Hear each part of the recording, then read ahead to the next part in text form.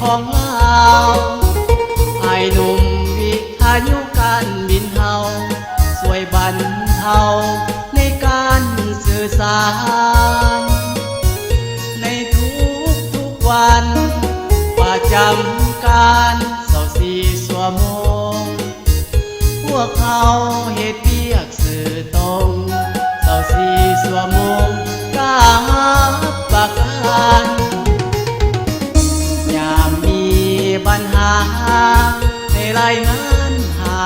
พวกเขาได้พวกเขาเตรียมพร้อมรับใช้อยู่ในทุกปัญหามีวางเวลาที่ศึกษาแล้วบ่ทันใจพวกเขาต้องขออภัย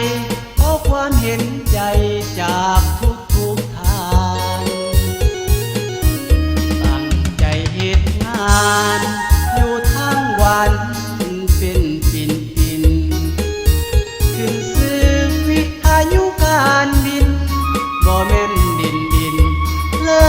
คงเข้าใจก่อนสิเฮ็ดได้ต้องอาศัยประสบการณ์ความสำนีสำนานตามหลักการของไอเคโอ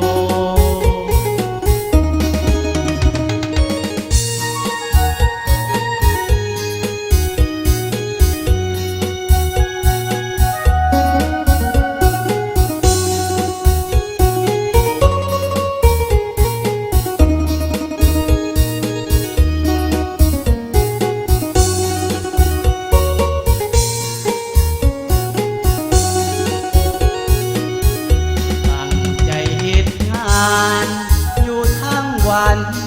เป็นปิ่นขึ้นซื้อวิทยุการบินบ่แม่นดินเลอคงเข้าใจก่อนสิเฮ็ดได้ต้องอาศัยประสบการณ์ความสำนีสำนานตามหลักการของไอเคโอ